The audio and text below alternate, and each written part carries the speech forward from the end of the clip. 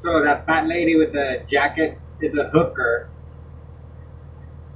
And what's funny is that she's like 55 to 60 years old.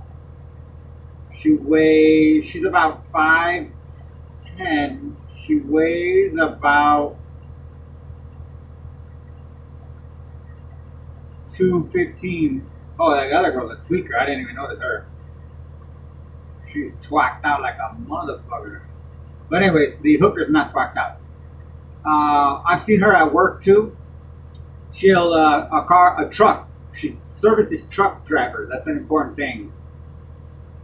They will slow down in that area, and then she'll direct them to go around the corner and come around to this other side because the street is like a triangle, a big triangle. And but before her, they had two black women that were just like her, like really fat and disgusting. And I got a feeling that in the Mexican community, maybe they didn't get as much business as they thought they could get, so they put a Hispanic, older, disgusting woman.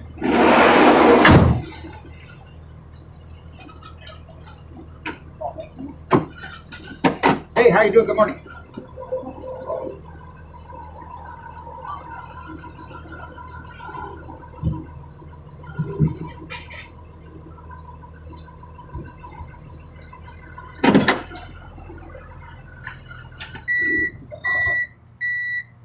And I already identified this gas station as a component of Armenian organized crime.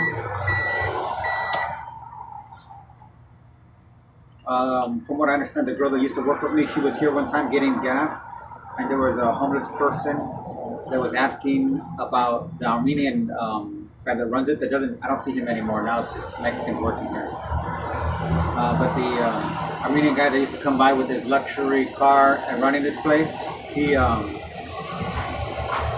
according to the Asian lady that was working with me, the homeless person was because the reason she said it, she had complained. She was like, damn, man. She was trying to pay for gas, and then there's this homeless person in front of her asking about the guy that rents out the RVs for homeless people. And the guy was like, he's not here. And the guy kept asking questions. She's like, man, I was like, I just wanted to pay and get out of here. And he wouldn't.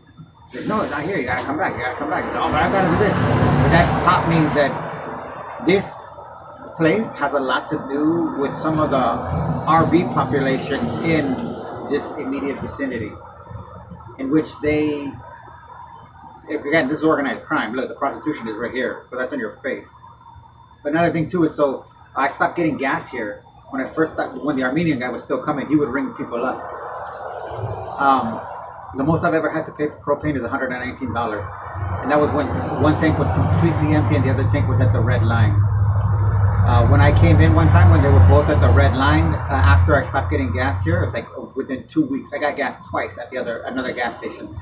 They charged me $134 for the propane, and the propane hasn't changed. Price still $3 a gallon, which showed me that these fools, as an Armenian standpoint, were mad that I was taking, because I did that on my own. The business didn't do that. I made that decision, but I was taking business away from them, so they were going to try to compensate themselves by overcharging. So like the gas here is $5.19. I get it for $1. Or I get it for $4.49 in Burbank.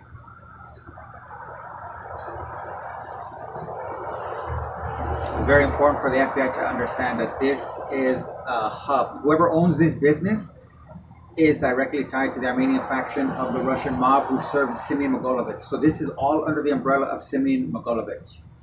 And they are expanding their criminal activities more and more, from renting to homeless people that, again, homeless people that they find useful for some reason or another, and now expanding to prostitution and other whatever creative things, identity theft, because the Armenian organized crime is known for card skimmers.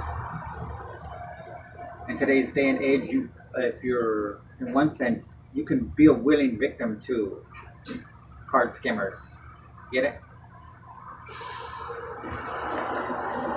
So anyways, I'm going to stop on that because I'm